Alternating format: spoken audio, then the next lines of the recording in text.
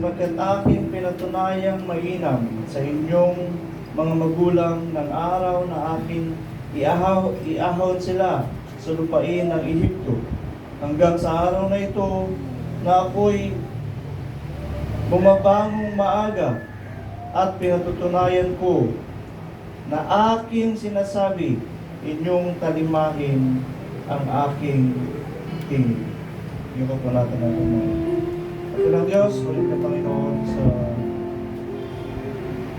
haring ito. Salamat po muli sa iyong biyaya at pagpapala. Salamat sa iyong mga salita. Sa amin, ito Diyos ay nagiging gabay. Sa amin ito Diyos ay nagpapabanal. Sa amin ito Panginoon ay katibayan ng aming pananampalataya. Patuloy kang mangusap sa amin sa pamagitan ng banal na kasulatan o paano mo ipinahayag sa mga propeta ay ganoon nawang tanggapin namin ang mga mensahe at pagpapahayag ng mga bagay na ito. At aming maunawaan kung anong katakilaan at kung anong kabanalan mayroon kang pagpapahayag at kung paano mo silang tinuruan sa pamagitan ng mga salitang ito upang sila ay makatuto at sila ay magsitalima sa pamagitan ng iyong mga lingkod. Ay o Diyos, nawa tanggapin aliin namin na mga salitang ito ay buhat sa iyo at direkta kang nangungusap sa aming mga puso at kaisipan upang kami o Diyos ay magsitalima at maging palangnan ng aming pananampalataya ang iyong mga salita. Purihin ka o Diyos, dakilain ka sa pangalan ng Jesus. Amen. Amen. Praise God. Yung binasa ko ay Jeremiah chapter 11 verse 7.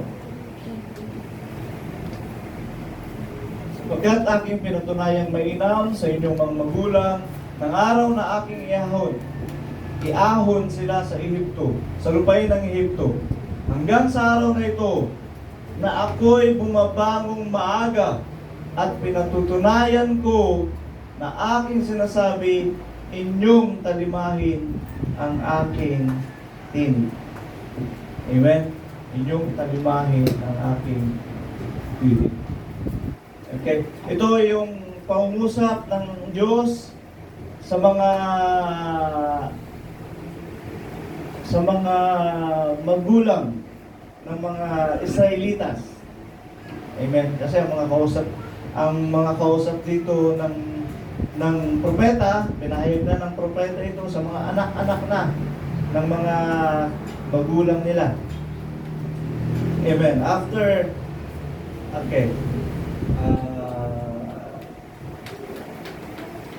Is Joshua a prophet? Tanong ko lang.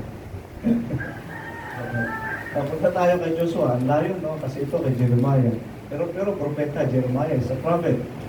Kasi nung iahon ng Diyos ang mga Israelitas from Egypt, they have been led by Moses. Amen? And after Moses, nung papasok na sila ng Kanaan, sa lupang pangako na ibinigay ng Diyos sa kanila, ay kapalit na si Joshua. Amen? So ang tanong, is Joshua a prophet?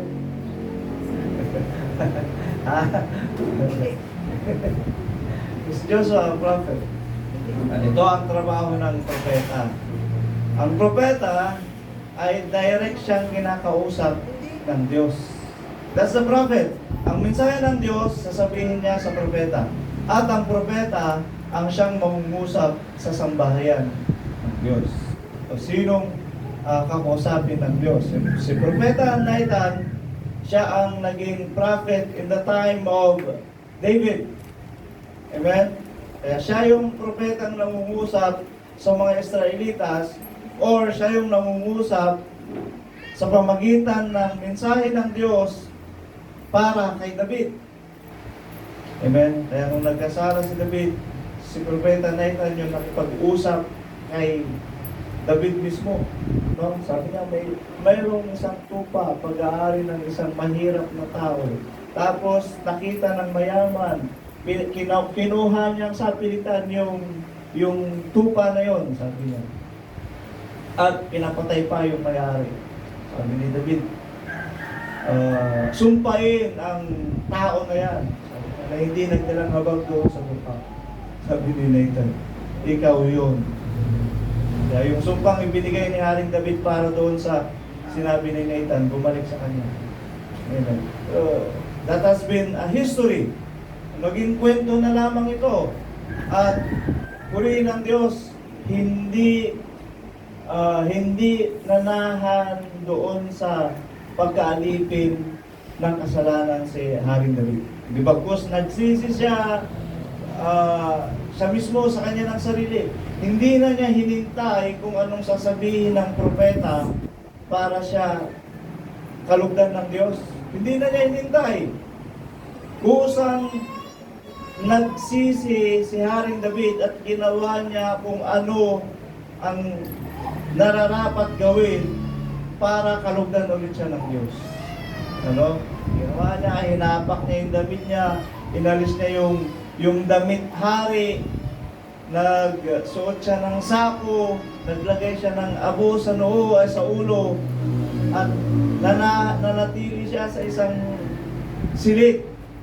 Doon siya nakipag-ugnayan sa Panginoon at nag-ayuno. Ganun mga kapatid.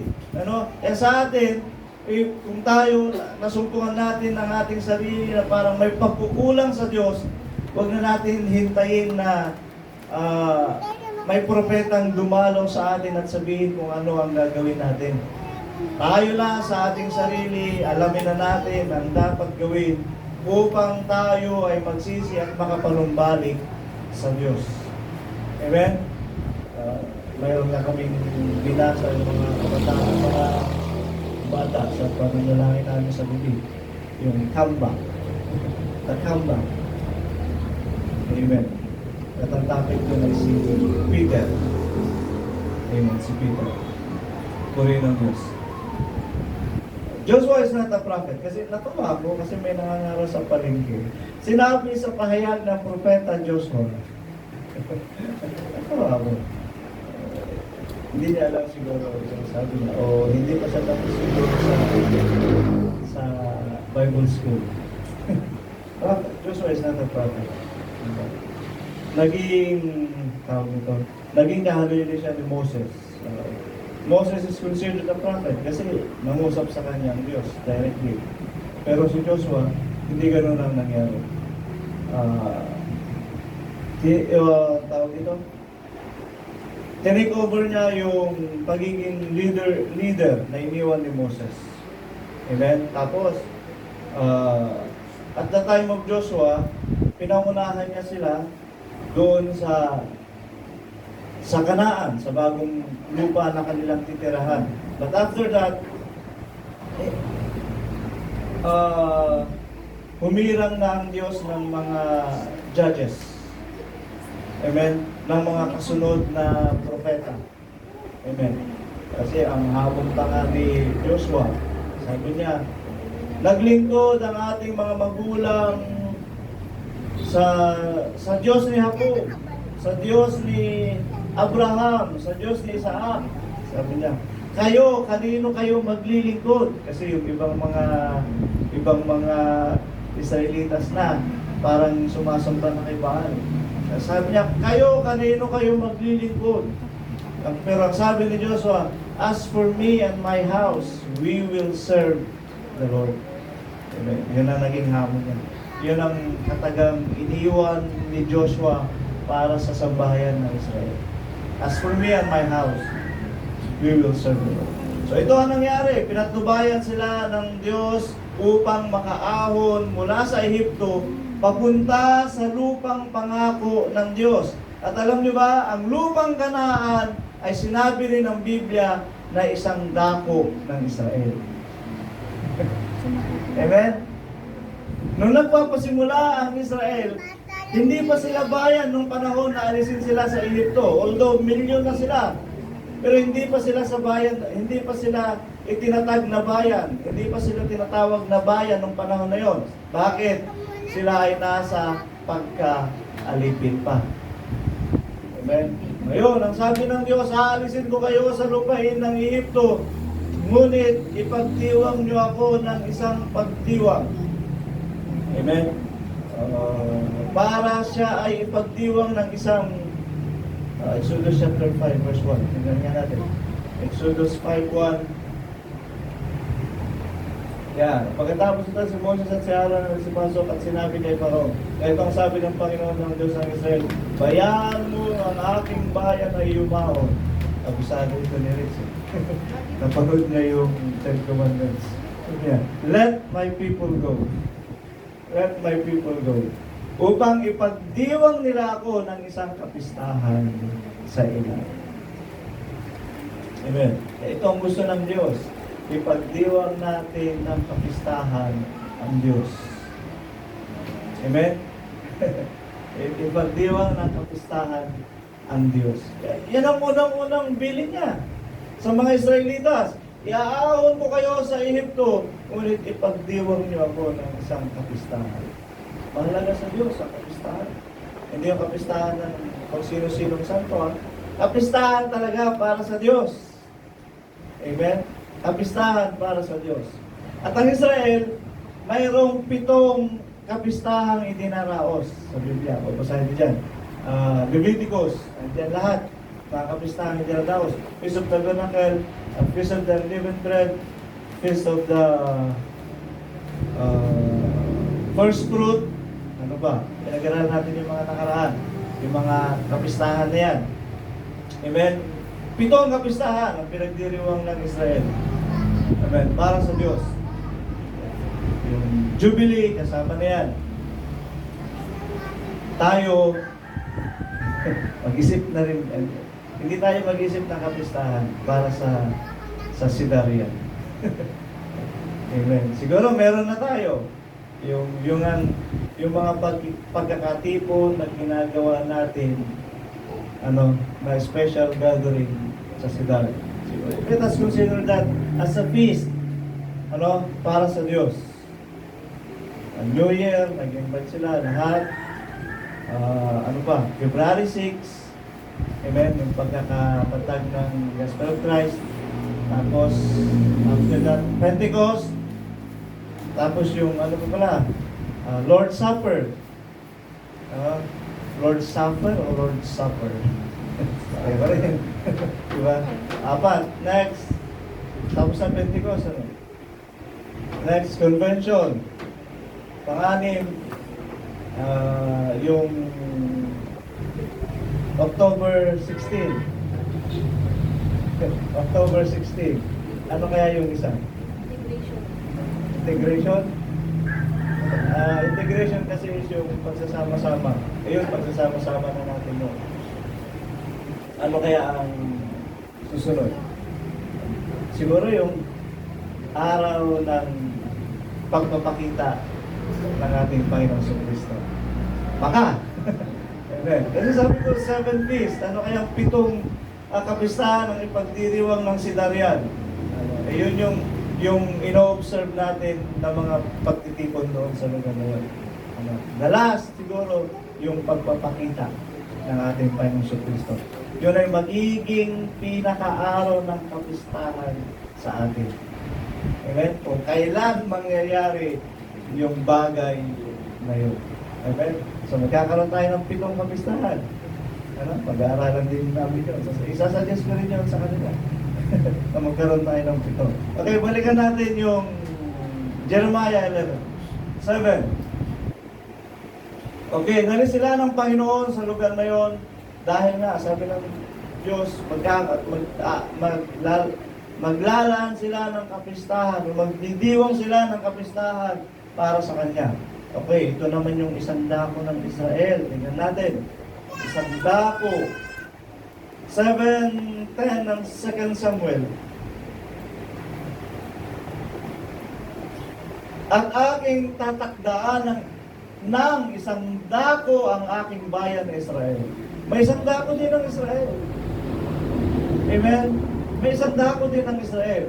Ganyan kahalaga ang isang dako para sa bayan ng Diyos. Amen?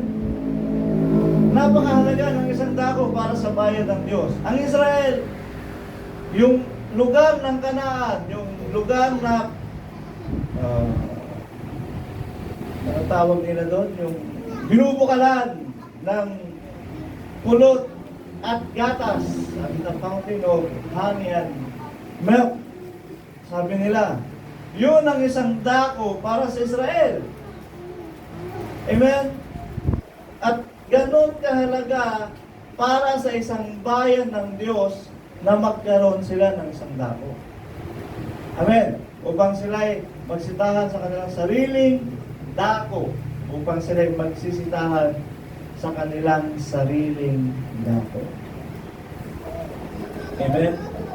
Sariling dako. Ibig sabihin ng sariling dako, the community is the children of God. Amen? Sa community natin, halo-halo.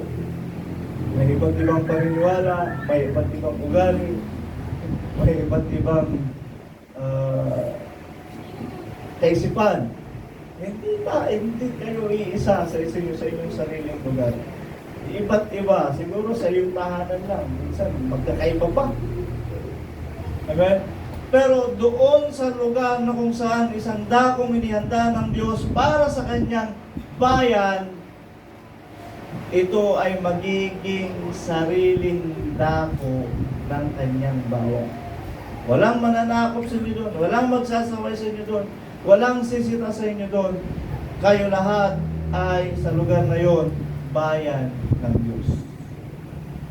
Amen? Kayo lahat sa lugar na yon, ang sabi ng English, is the children of God.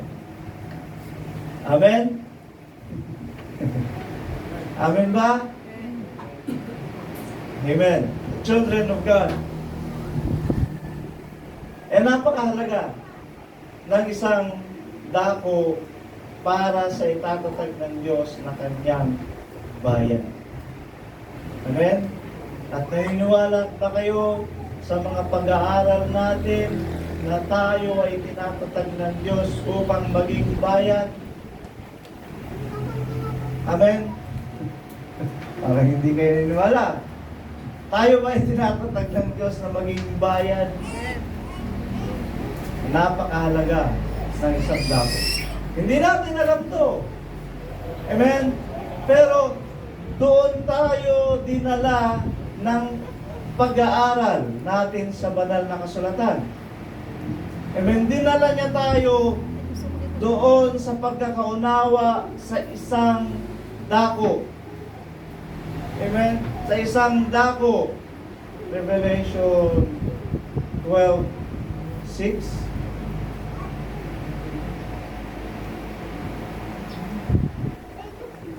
Ayan. At tumakas ang babae sa ilang na doon siya'y pinaghanda ng Diyos ng isang dako. Israel ba yan? Israelitas ba yan? Mayroon ng isang dako ang Israel. Pero dito sa huling mga araw, mayroong bukod tanging mga tao na ipinaghanda ng Diyos ng isang dako. Hindi na Israel yan. May isang dako ng Israel. And besides, nabasa naman natin sa pag-aaral natin na ang paglingap ng Diyos ay ang paghirang ng Diyos ay naisalin. Amen ba? Naisalin. Naisalin na. Okay. Balikan natin. John 4:23. Dapat dumarating ang oras ng iyon sa sampay ng tunay manamba ang Ama sa Espiritu at katotohanan sapagkat hinahanap ng Ama ang mga gayon na maging mananamba sa Kanya. 24. Hindi. 22. Tingnan natin sa 22. Sinasamba ninyo ang hindi ninyo nalalaman, sinasamba namin ang alam namin. sapagkat ang kaligtasan ay nanggaling sa mga Hudyo. 21. Ito. Sa kanya sinabi ni Jesus, babae, paniwalaan mo ako na dumarating ang oras na kahit sa bundok na ito, saan yan? Sa Olibo, ni sa Jerusalem. Jerusalem is the capital of Israel. Sabihin mo na yan. Buong Israel na ang sinasabi ng Panginoon dyan. Hindi ninyo sasambahin ang Ama. Ibig sabihin, ang tunay na pagkakilala, ang tunay na pagsamba, ang paghirang ng Diyos, wala na sa Israel. Wala na sa Jerusalem. Wala nang mananamba na tunay ngayon sa Jerusalem. Bakit? Hindi nila nakilala si Jesus Christ. Siya ang Diyos na nagkataong tao. Amen? Ngayon, kanino niya ililipat ngayon? Sa mga nagsisisamba sa Diyos, sa Espiritu at katotohanan. Kanino siya? Kanino siya ngayon? Kanino niya ililipat? Kanino matatransfer? 24. Ang Diyos sa Espiritu at ang mga sa Kanya ay nagsisisamba, ay kinakailangan magsisamba sa Espiritu at katotohanan. Ang paglingap o ang paghirang may sasalin. Kanino? Sa mga nagsisisamba sa Diyos sa Espiritu at katotohanan. 65:1 ng Isaiah. Ako'y napagsambulian ng mga hindi nagsipagtanong tungkol sa akin. Ako'y nasusumpungan nila na hindi nagsihanap sa akin. Aking sinabi, narito ako sa bansa na hindi tinawag sa aking pangalan. Hindi yan Israel. At this is a prophetic word. Mangyayari ito sa huling araw. Hanapin mo ang Diyos, sasabihin niya, nandito ako sa bayan na hindi tinawag sa aking pangalan. Amen? Hindi tinawag sa aking pangalan. Diretsahin na natin. Romans na yung 23. Upang may pakilala ang kayaman ng kanyang kalawalhatian sa masisito ng awa na kanyang inihanda ng una pa sa kalawalhatian. 24. Ito. Maging sa atin na kanya namang tinawag, hindi lamang mula sa Hudyo, kundi naman mula sa Hintil. Okay? May pag-asa na ang Hintil, hindi lang sa Hudyo. 25. Gaya naman ang sinabi niya sa aklat ng Mosias, tatawagin kong aking bayan na hindi ko dating bayan. Hindi yan Israel, ha? Hindi niya dating bayan. Hindi na ito Israel. At iniibig na hindi dating iniibig. Okay, hindi na talaga Israel yan. Mosias 2:22. Kasi sabi niya sa aklat ni Mosias 23. Balikan natin yung prophetic message kay Mosias. At aking itatatag siya para sa akin sa lupa. Itatatag siya sa lupa. At ako'y magdadalang habag sa kanya na hindi nagtamo ng kahabagan, at aking sasabihin sa kanila na hindi ko bayan, ikaw ay aking bayan, at siya'y magsasabi, ikaw ay aking Diyos. Amen? So, diniretsa ni Apostol Pablo na itong mga tinawag na ito ay mga hintil. Amen? So, wala na sa Israel, nasa hintil. Englishin natin ito. And I will sow her unto me in the earth. Okay. Para saan ang sow? S-O-W. Para saan? bagay, tanim, pananim. Amen? I will sow. Itatanim. Amen? Itatanim. Anong itinanim ng Diyos? Saliksikin niyo pa ang Biblia, napag-aralan na natin ito noon. Ang puno ng Diyos ay sila. God's plan. Sa Psalm siya tayo. Ang puno ng Diyos, si Dan. Nagkataon lang kaya. At ito nga, itinanim ng Diyos sila sa lupa. Nung tumubo,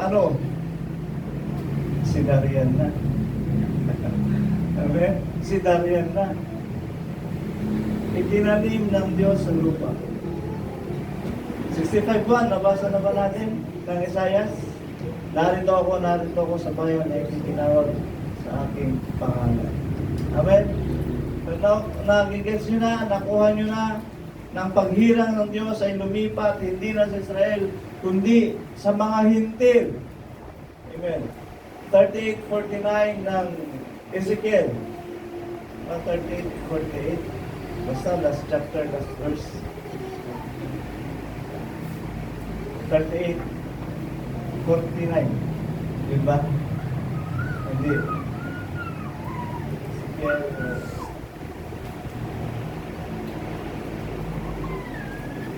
Daniel 1:1 mo nga, tapos si previous. Talagang makakuha nga ito. Previous. Ayan, 48:35 pala. Pasok 48. I was round about 18,000 measures, and the name of the city from that day shall be, the Lord is there. Tagalog na lang. Ang Diyos ay, ang Panginoon ay naroon. Sabihin ng mga Israelitas, wala na rito, naroon ang Panginoon. Amen. Ito yung pag-aaral na ginagawa natin. Kaya nga, sinabi mismo ng ating Panginoon sa Kristo, hindi na kayo makakasumpong ng tunay na mananamba sa Jerusalem. Amen. Maging ang paghirang ng Diyos ay nasa mga hintil na. Amen. At kanino? Sa mga bayan na kung saan sumasamba sa Panginoon, sumasamba sa Diyos sa Espiritu at katotohanan. Nasumpungan nila ang katotohanan, nasumpungan nila ang pagkakilala sa Diyos. Amen. Balikan natin ulit. So, maliwanag na bayan pa rin sila ng Diyos. Ang Israel ay mananatiling mayroon pa rin biyaya ng Diyos sa kanila. Kasi ang pangako sa Israel ay they will be great nations na magiging malakas na bansa ang Israel hanggang sa mga susunod. Ngunit ang pagkasaserdote, ito na, ang ministry na nailipat sa mga hintil ay ang pagka-saserdote. Binasa natin yung nakaraan. Isaiah 66:21. At sa kanila rin naman ako kukuha ng mga pinaka-saserdote at mga pinaka-levita, sabi ng Panginoon. Sacerdote at Levita, they are in the pulpit ministry. Musicians, singers, preachers, priesthood ang pagkatawag. 22. Sapagkat kung paano ang bagong langit at ang bagong lupa na aking lilikhain ay mananatili sa harap ko, sabi ng Panginoon, gayon mananatili ang iyong lahi at ang iyong pangalan. Sino ang mga yan? Levites. Amen. 1 Peter 2:9.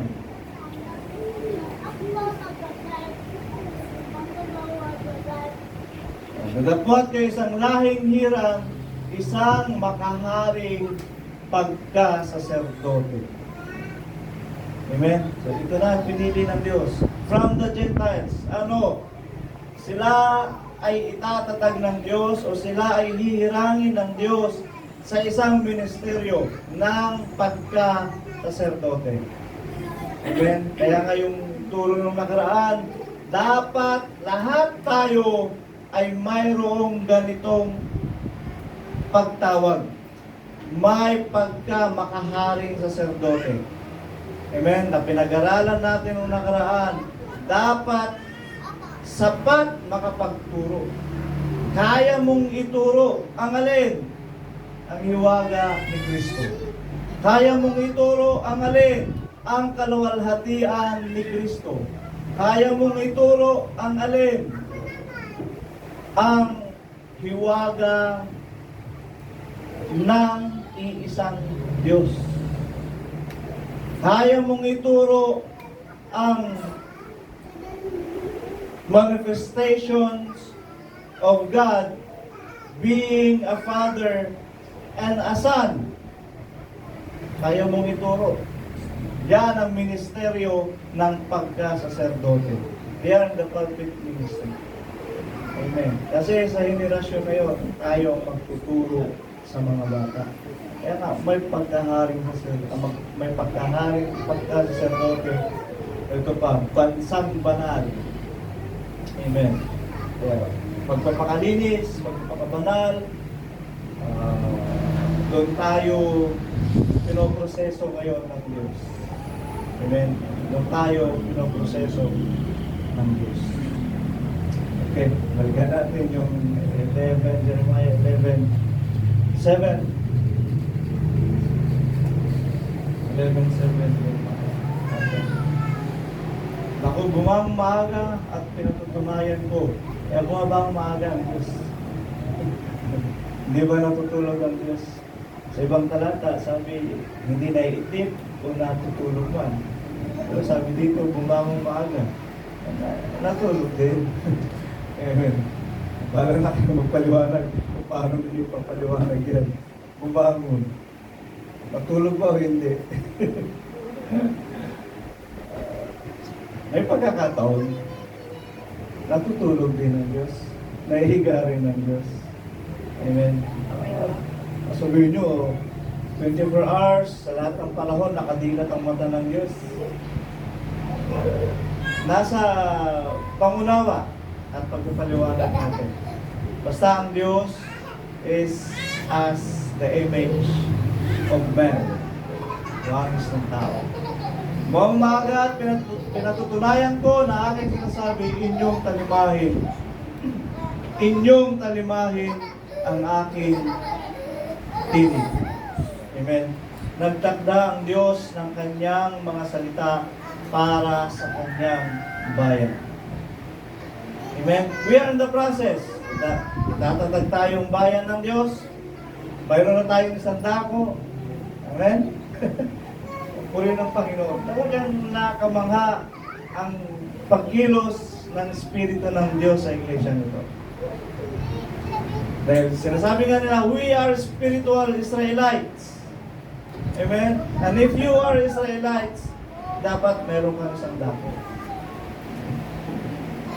At ito na nga. Mayroon kang isang dako. At kung itinatatag tayo ng Diyos na maging kanyang bayan, amen, nagsimula sa kaunti at pararamihin ng Diyos. At paano niyang pinasimula? Dinaan niya muna ng Diyos sa pamamagitan ng kanyang mga salita. Amen? Inaunawaan niya ng kanyang salita.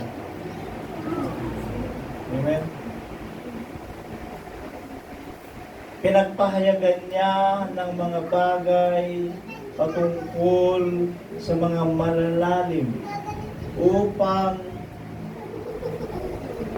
makilala natin na ang mga pahayag na ito ay galing sa Diyos. Amen. 1 Corinthians chapter 2 verse 10. Ngunit ang mga ito ay pinahayag sa atin ng Diyos sa pamamagitan ng Espiritu, sapagkat nasisiyasat ng Espiritu ang lahat ng mga bagay o ang malalalim na mga bagay ng Diyos. Amen. Kapag kung hindi mo maunawaan ang mga bagay na patungkol sa Diyos, kahit ang simpleng salita ay hindi mo maintindihan. Amen? Hindi mo maintindihan kahit ang simpleng salita. Amen? Kung hindi mo maunawaan kung anong kapangyarihan ng Diyos na kumikilos, sabi nga ng talata sa Matthew, nagkakamali kayo sa di pagkaalam ng kasulatan ni ng kapangyarihan ng Diyos. Pag hindi mo maunawaan ang pagkilos ng kapangyarihan ng Diyos, sapagkat napakalalim, wala. Kahit ang simpleng salita, hindi mo mabibigyan ng tamang unawa. Hindi mo mabibigyan ng katotohanan. Hindi mo ma-justify ang truth. Sapagkat hindi mo nun maunawaan ang mga malalalim patungkol sa Diyos. Amen? Maraming nag-away, napakalit na talata. Dahil hindi nila naunawaan ang malalim na bagay ng Diyos, maraming nag-away sa talatang ito. Ano? Ako at ang Ama ay iisa.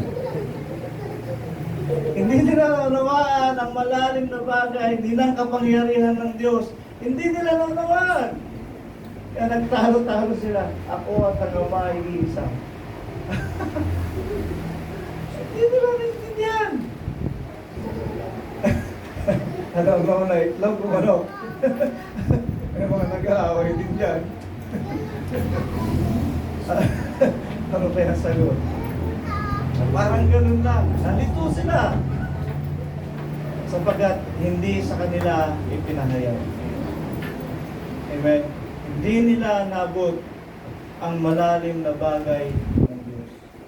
Okay, sabi ng talata, 29:11 ng Jeremiah, huwag mo natin tingnan, my ways are not your ways and my thoughts are not your thoughts. Amen. Mayroon din sa 55:5 ng Isaiah. Tingnan nga natin, 55:5 ng Isaiah. Narito ikaw ay tatawag ng ganyan ba yan? 8. Ito, sapagkat ang aking mga pag-isip ay hindi ninyo pag-isip o inyong mga lakad ay aking mga lakad, sabi ng Panginoon. Okay. Puntahan pa natin Romans 11:34. Okay, iba talaga ang isip ng Diyos sa tao. Iba ang lakad ng Diyos sa tao. Sapagkat sinong nakakalam ang pag-isip ng Panginoon o sino ang kanyang naging kasangguni? Walang nakakalam sa pag-isip ng Panginoon. 35. O sino ang nagbigay na una sa kanya at siya'y babayaran muli? 36. Walang nauna sa kanya. Sapagkat kanya at sa pamamagitan niya at sa kanya ang lahat ng mga bagay sa kanya nawa, lahat yan ang pakailanman sa nawa. Okay, ang sagot sa mga bagay na yan, wala. Walang makahihigit sa Diyos, walang kasama ang Diyos, wala siyang kasangguni, walang makakatumbas ng kanyang pag-isip. At walang makakaalam ng kanyang pag-isip. Amen? Sangayon tayo doon? Amen? Sangayon kayo, walang makakaalam sa pag-isip ng Diyos? Eh, di huwag na tayo mag-aral.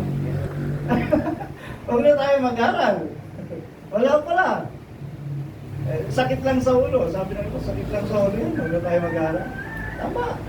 Kung hindi mo maabot ang kapangyarihan ng Diyos at ang salita ng Diyos, sakit talaga sa ulo. Maraming nasiraan ng ulo.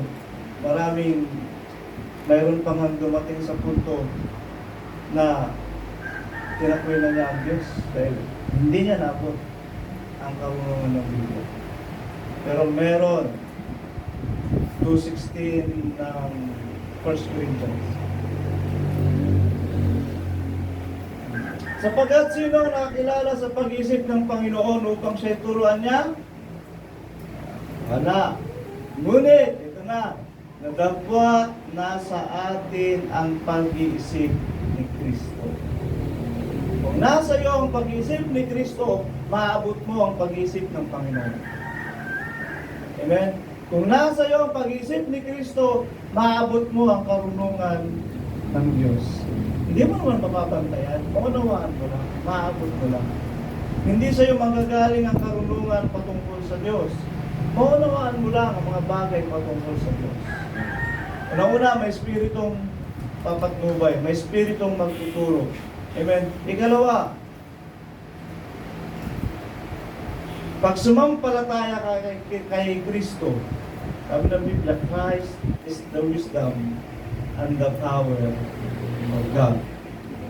Kapag naabot mo ang pananampalataya kay Kristo at ang pagkakilala kay Kristo, maabot mo ang karunungan na nasa Diyos. Amen? Maabot mo. So hindi imposibleng maunawaan natin ang kalooban ng Diyos gaya ng pinag-aaralan natin mula sa Biblia. At ito ay sinasabi natin hindi galing sa karunungan ng tao. Maging ang tagapagturo na ginagamit sa iglesyang ito, sinasabi niya ito ay galing sa Espiritu ng Diyos. Amen? Sabi na, sino tayo para makakalam ng hiwaga ng Diyos? Wala. It is by the Spirit. Not by might, nor by power, but by the Spirit, saith the Lord. Amen? So, pwede natin mabot ang karunungan ng Diyos, ang kaunawaan ng Diyos. Amen? Besides, we have the gift of wisdom and understanding. Amen? At sabi ni Brother Joseph, ano pinapanalangin ko sa inyo? Mapuspos kayo ng karunungan at kaalaman patungkol kay Kristo. Yun lang. Yun ang pasimula ng lahat. Doon magsisimula ang lahat ng karunungan at kaalaman. Maging ng hiwaga ng Diyos, maging ng mga malalalim na bagay sa Diyos, maging ang mga panukala ng Diyos. Si Kristo ang susi ng lahat ng mga bagay na ito.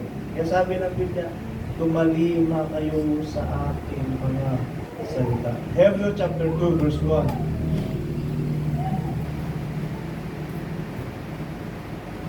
Kaya't nararapat nating pagkatantuin ang mga bagay na narinig, baka sakaling tayo'y makahalpos. Amen? Makahalpos. Baka tayo'y makahalpos. Pagkatantuin nyo yung mga narinig, understand what you have read, understand what you have heard. Amen? Unawain ninyo. Yung panaginip ni Sister Grace, umangat na siya, mataas na. Ibig sabihin, lumago na, nag-level up na siya. Dahil, nakikita naman natin, nagsisigap siyang magsaliksik ng Biblia. Ano? Nag-share na nga siya sa inyo. Nagsisikap siya sa lahat ng mga bagay nito.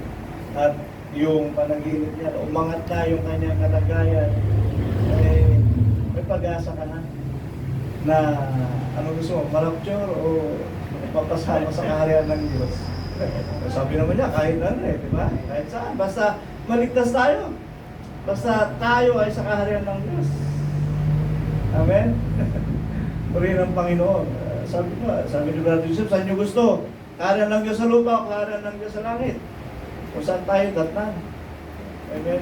Mas maganda para datnan tayong buhay ng Panginoon. Para masaksihan natin lahat, may patutuo natin sa mga susunod na henerasyon, may turo natin sa susunod na henerasyon kung anong pagliligtas ang ginawa ng Diyos. Amen. Sa ating lahat. Amen. Verse 2. Sapagkat kung ang ipinangusap na salita sa pamagitan ng mga anghel ay nagtibay at ang bawat pagsalangsang at pagsuway tumanggap ng matuwid na parusa, okay, yung pagsalangsang at pagsunod may kaakibat na consequence. Amen? Sabi ng Biblia din, Narito ang aking salita. If you obey my word, it will be a blessing. Kung hindi mo sinunod, ay magiging sumpa. Verse 3. Paano makatatanan tayo kung ating pabayaan ng ganitong dakilang kaligtasan? So in God's word, sa mga salita ng Diyos, mayroon laging nakasabay na pagliligtas. May pinangusap ng Panginoon noong una ay pinatunayan sa atin sa pamamagitan ng mga nakarinig. Okay? Marami na. Si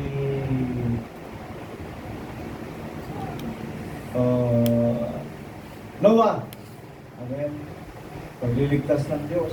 Pinangusap kay Noah. Sumunod siya. Naligtas siya. Yung pamilya ni Lot. Yun nga lang, yung asawa ni Lot, hindi nagtagumpay. Amen. Susundin lang natin ang mga salitang ito na pinangungusap sa atin ng Diyos. Ito ay magiging dakilang kaligtasan sa atin. Verse 4. Napawang sinaksihan naman ng Diyos ang kasama nila sa pamamagitan ng mga tanda ng mga kababalaghan at ng saganang kapangyarihan at ng mga kaloob ng Espiritu Santo ayon sa kanyang sariling kalooban. Okay, verse 5. Sapagkat hindi niya ipinasakop sa mga anghel ang sanglibutang darating na siya naming isinasaysay. Sino ang sasakop? Ang ating Panginoong Jesucristo. Siya ang mamumuno sa sanglibutang darating. At sino ang pamumunuan niya? Tayo. Amen? Tayo na mga magtatagumpay na ililigtas ng Diyos. Amen? E napakahalaga na palimahin natin ang salita ng Diyos. Hebrews chapter 12 verse 25.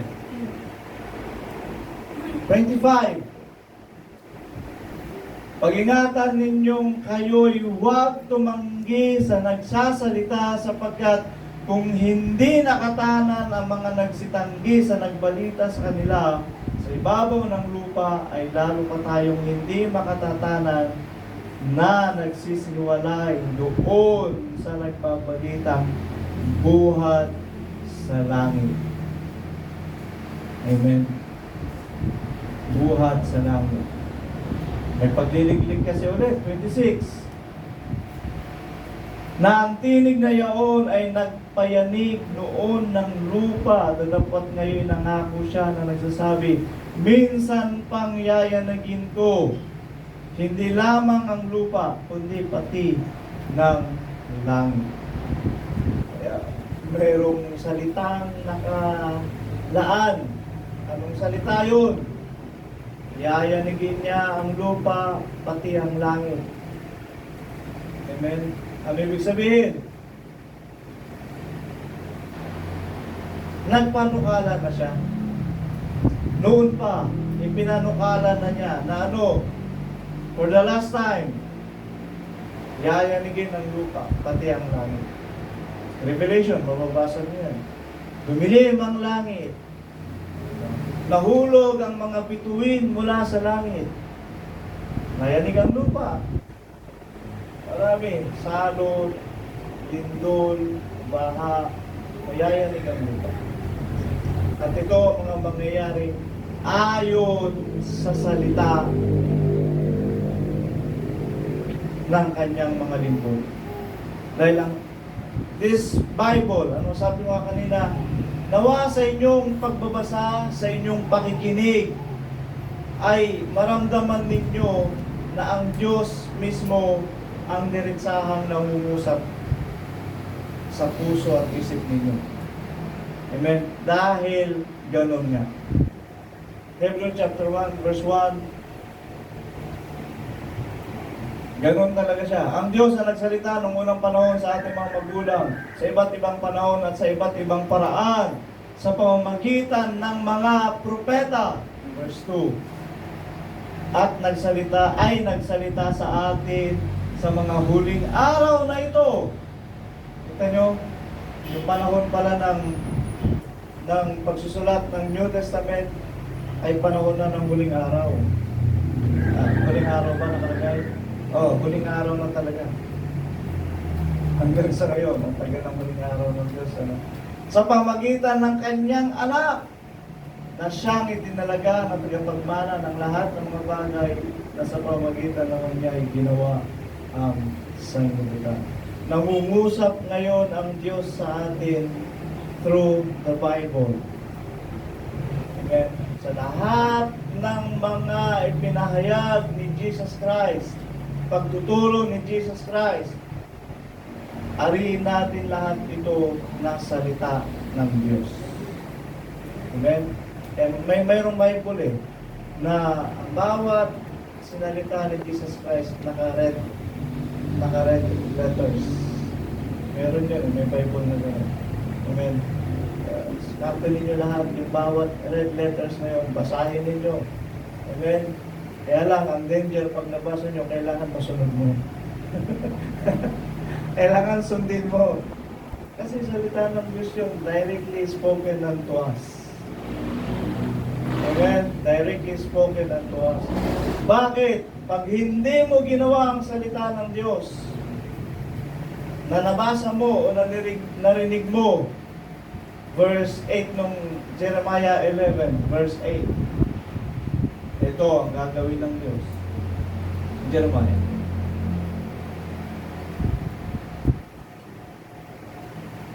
Gayon may hindi nila tinalima o ikiniling man ang kanilang pakinig, kundi lumakad bawat isa sa pagmamatigas ng kanilang masamang puso.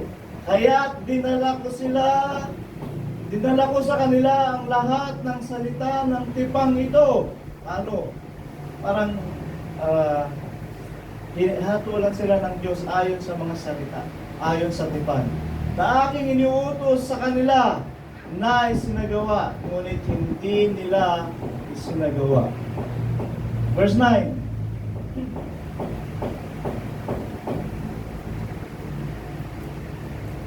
Okay. Hindi nila isinagawa, kaya anong nangyari? Nagalit ang Diyos dyan. Okay, tingnan natin.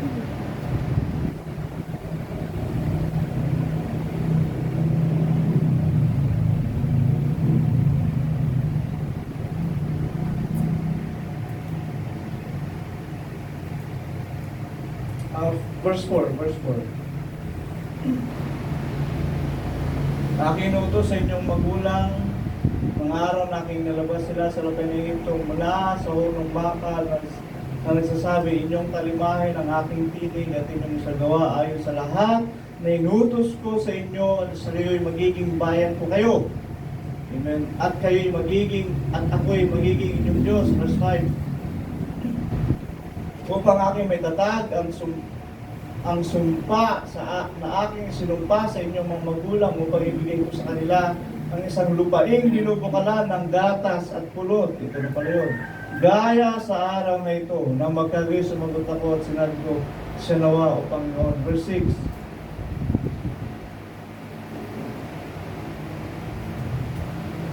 Verse 7. Again, at gawin. Sapagkat aking pagpunay na hinam sa inyong mga magulang, ito na yung kanina. Meron akong nabasa. Ayun, Exodus na lang. Exodus. Kasi sa hindi mo pagtalima sa Panginoon, sa salita ng Diyos, alam mo ba, gutom ang ibibigay niya. Exodus chapter 3, verse 7.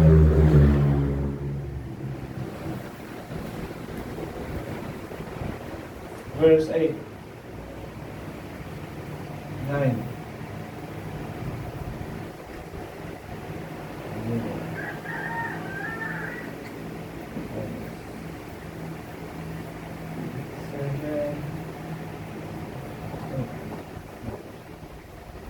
Submit ko na lang susunod.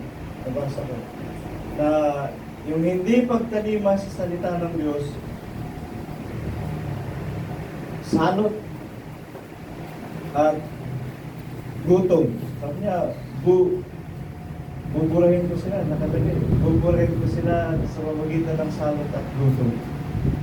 Amen.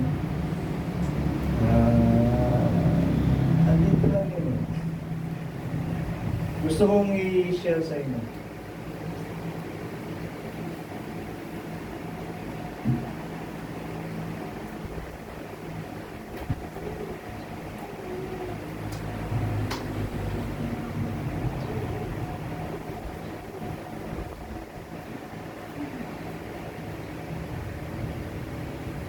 Assignment ko lang. Kasi ito lang. Dito na.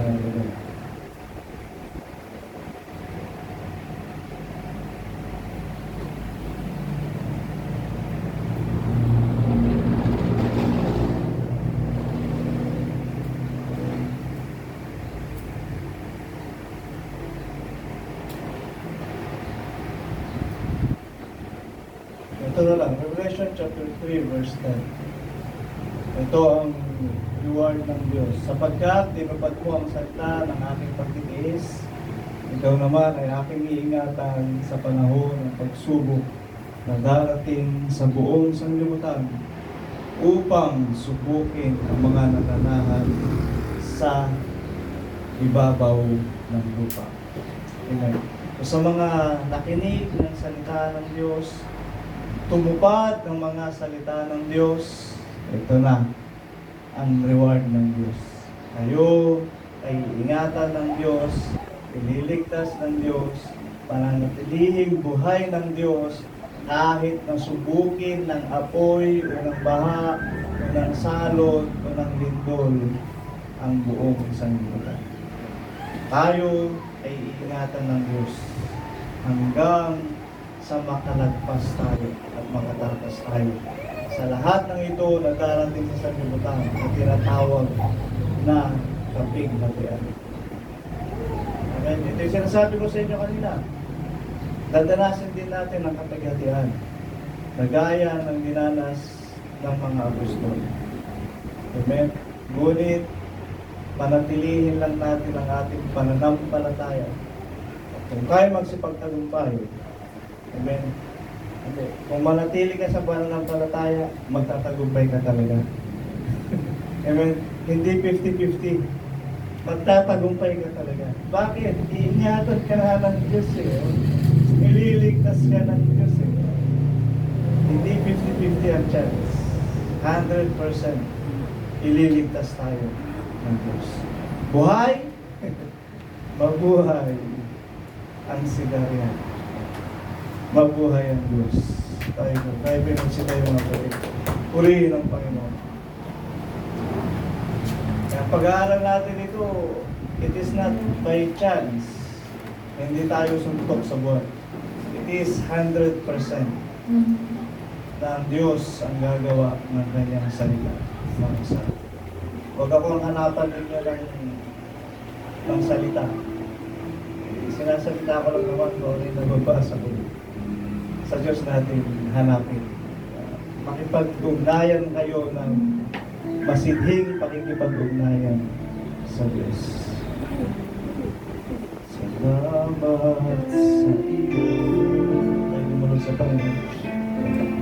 Mamanal po rin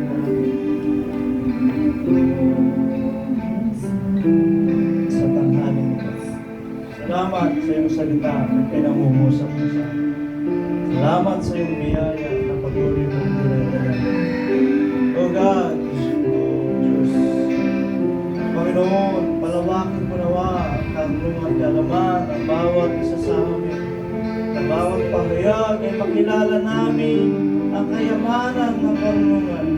Sa bawat nakasulat sa banal na kasulatan ay maunawaan namin ang kapangyarihan mo, Diyos, upang makilala namin kahit ang maliliit na bagay ay may unawang lumarating sapagkat ikaw, Diyos, na sa amin ay nagtuturo ng lahat ng mga bagay. Ikaw nga ang Diyos na walang makakaalam at makakatalos ng iyong mga pag-isip. Ngunit ibinigay mo sa amin si Kristo. At kung maunawaan namin si Kristo, ay maunawaan namin ang iyong dakilang kapangyarihan kumilos at kung paano ito mamuna sa bawat isa. Salamat sa pagtuturo mo sa amin ng lahat ng mga bagay. Sapagkat binigay mo sa amin ang susi sa lahat ng mga bagay sa pag-unawa ng liwanag. It is through Christ our Lord. Nasa pamamagitan niya, Panginoon, ang kaluwalhatian mo ay mahayag at ikaw na maluwalhating Diyos ay mapaparangalan. At siya naming ginagawa. Sinisigap namin na masamba ka namin sa Espiritu at katotohanan. Sa katotohanan ng pagkakilala, sa katotohanan ng Diyos ang lahat ng ito. Sapagkat pinangyari mo na ikaw sa amin ay Diyos at Diyos ka sa amin. Kaya Panginoon, maraming pananampalataya na kami ay tinatatag mo na iyong bayan. You are establishing us, O Lord, to be your children. At sana, Panginoon, pagtagumpayin mo kaming lubos sa pamagitan ng iyong mga salita na aming napapakinggan, sa pamagitan ng iyong mga salita na aming naririnig. At nawa, O Diyos, makaunawa ang bawat isa sa amin sa pamagitan ng aming mga pagsasaliksik at sa mga pagtanto sa mga bagay na nakasulat sa banal na aklat. Sapagat inaari namin na ito ay iyong mga paungusap at ito ang iyong mga salita sa amin. O Lord, pagpagtibayin mo, O Diyos, ang bawat isa sa amin, sa aming pananampalataya, upang kami magsipanatili, magsilakas at magsitibay, at matutunan namin ng malalim pa sa kung anong pagkakilala namin sa mga salita mo sa ngayon. Ibagkus lumawak pa ang mga karunungan ito upang siya namin may pahayag sa mga susunod na henerasyon. Panginoong Jesus, pagkaisahin mo kami sa pananampalataya at sa isang gawa, at kami, O Diyos, ay magsama-sama na magtagumpay patungo sa kalooban mo na kami natag mo, Diyos, ngayong maging bayan. Uriin ka, luwalhatiin ka sa iyong magkamis sa pangalang Jesus. Amen. Amen.